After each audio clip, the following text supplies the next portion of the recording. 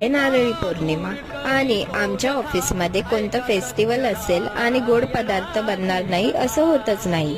तर आज घरोघरी नारळी भात बनवला जातो, पण आम्ही ऑफिसमध्ये असल्यामुळे शिरा बनवला. तर चला बघूया. सर्वात आधी रवा चांगला भाजून घेतला.